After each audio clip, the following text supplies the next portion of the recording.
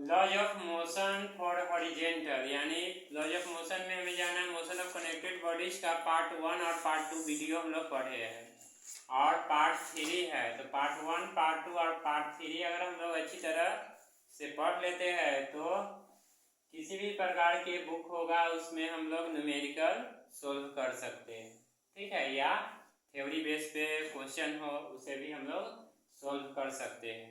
तो इसलिए लास्ट हमारा जो पार्ट 3 का वीडियो है बना रहे हैं उसको ध्यान से समझना है। जैसे अब यहाँ पर देखना है एक हॉरिजॉन्टल सरफेस है, इससे क्या है कि एक पुल्ली जुड़ा हुआ है, इस पुल्ली से फिर एक स्ट्रिंग है ना।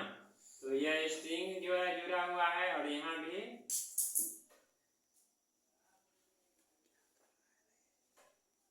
यहाँ पर एक ऑब्जेक्ट है, इस ऑब्जेक्ट से एक स्ट्रिंग है, स्ट्रिंग जुड़े हुए हैं।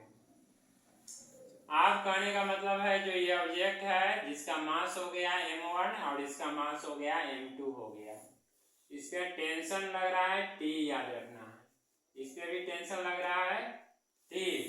और यह स्ट्रिंग जो है ना इनएक्सटेंसिबल है, ठीक है, बहुत ही हल्के है ना, लाइट इनएक्सटेंसिबल स्ट्रिंग्स, जिससे ये ऑब्जेक्ट और ये ऑब्जेक्ट जुड़े हुए हैं। यहाँ पर ये पुल्ली है, ये जो है बना हुआ है क्या है, पुल्ली यानी घिरनी का, ठीक है। तो इस कंडीशन में यानी टेंशन जो है यह क्या हो रहा है, ऊपर की तरफ लग रहा है और M2G डाउनवर्ड नीचे की तरफ, ठीक है। यहाँ पर क्या होगा, नॉर्मल रिएक्टेंस R है ऊपर की तरफ, है ना, और फिर यहाँ पर है M1G लगेगा। तो हमें इसमें देखना है क्या, जब नॉर्मल रिएक्टेंट R जो लग रहा है ना यह हो जाएगा Ma के इक्वल टू। तो पहला कंडीशन में इसमें हमें क्या जानना है, अब यहाँ पर M1G छोड़ेंगे, सिर्फ ये देखना है हॉरिजॉन्टल के लिए। जब भी हम लोग इस तरह का बनाएंगे तो हॉरिजॉन्टल में तो सबसे पहले M1 क्या है, ऑब्जेक्ट का मास है, और नॉर्मल रिएक्टेंट अपवार्ड ऊपर की तरफ लगता है जिसका वैल्यू है Ma, और टेंशन या जो कनेक्टेड है यानी टेंशन हो गया स्ट्रिंग का यह T है, ठीक है, हॉरिजॉन्टल सरफेस में। और यह T जो है ना यह किससे है इक्वल टू, तो M1A से। तो यहाँ पर लिख देंगे T इक्वल टू M1A, इसको फर्स्ट इक्वेशन बना देंगे, ठीक है।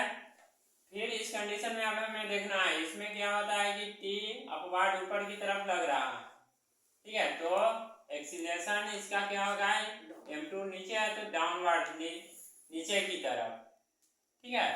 तो इस कंडीशन में यहाँ भी तो नॉर्मल रिएक्टेंट्स लगेगा, तो नॉर्मल रिएक्टेंट तो इसके लिए क्या हो जाएगा, M2A हो जाएगा, ठीक है, जब नॉर्मल रिएक्टेंट की कंडीशन आएगी। तो इसमें जो है M2G का वैल्यू यानी टेंशन, ये टेंशन ऊपर की तरफ सोच रहा है लेकिन यहाँ पर क्या है ऑब्जेक्ट जुड़े हुए जो नीचे की तरफ लग रहा है, तो यह क्या हो जाएगा, ज्यादा हो जाएगा, M2G है ना वह टेंशन T से ज्यादा होगा, और यह क्या होगा M2A से के इक्वल टू हो जाएगा, ठीक है। तो इसमें याद रखना है यानी टेंशन T है, यह क्या है नॉर्मल रिएक्टेंस यानी यह जो ऑब्जेक्ट हो रहा है इसके अपोजिट में है, देखने से लग रहा है जो अपोजिट है लेकिन दोनों क्या है एक दूसरे के इक्वल है, ये कंडीशन ध्यान रखना है। आप क्या करेंगे, इक्वेशन फर्स्ट और सेकंड को ऐड कर देंगे, क्या करेंगे, adding equation first and second, ठीक है। तो फर्स्ट और सेकंड को ऐड करेंगे तो M2G माइनस T और प्लस T इक्वल टू हो जाएगा M1A प्लस M2A हो जाएगा, T से T क्या हो जाएगा, कैंसिल हो जाएगा, तो M2G इक्वल टू इसमें A कॉमन ले लेंगे तो क्या हो जाएगा M1 प्लस M2, है ना।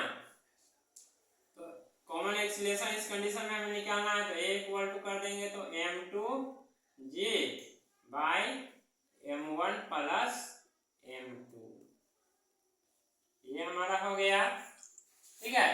इस तरह से भी क्वेश्चन आता है सोल्व करने को न्यूमेरिकल बेस पे, है ना। और इसी में क्या है, आगे हमें निकालना है, सिर्फ टेंशन निकालना है। तो इक्वेशन फर्स्ट में या सेकेंड में वैल्यू पुट करेंगे तो हमारा टेंशन निकल जाएगा।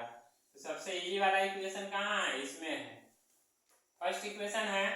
तो ए का वैल्यू पुट कर देंगे, लिख देंगे A equal put value of A, put value,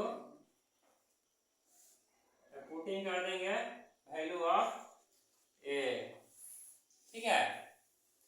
तो कहने का मतलब है t इक्वल टू, तो m1 और a का वैल्यू क्या निकला है m2g, m2g by m1 plus m2। इस तरह हमारा t निकल जाएगा tension m1 m2 by m1 plus m2 into g, ठीक है। तो ये हॉरिजॉन्टल सरफेस के लिए हो गया। अब इसमें हमें ध्यान में रखना है वैल्यू जो होगा ना t का, ठीक है, वह कभी भी m2g के इक्वल नहीं हो सकता है। अगर इक्वल कंडीशन जैसे यहाँ पर हुआ है ना, t का वैल्यू m1 के इक्वल हुआ है हॉरिजॉन्टल में, तो यह क्या है, इक्विलिब्रियम यानी बैलेंस है। लेकिन अगर ये इक्वल होगा तो हम सॉल्व करने में हमें परेशानी होगी, यानी कभी भी m2g का वैल्यू, यानी ये याद रखना है m2g जो है वह m2 में t का वैल्यू इसके इक्वल नहीं हो सकता, ठीक है। और जब इक्वल नहीं होंगे तो यह क्या है, हम लोग क्वेश्चन इसको आसानी से सॉल्व कर सकते हैं, ठीक है। तो ये हॉरिजॉन्टल के लिए था।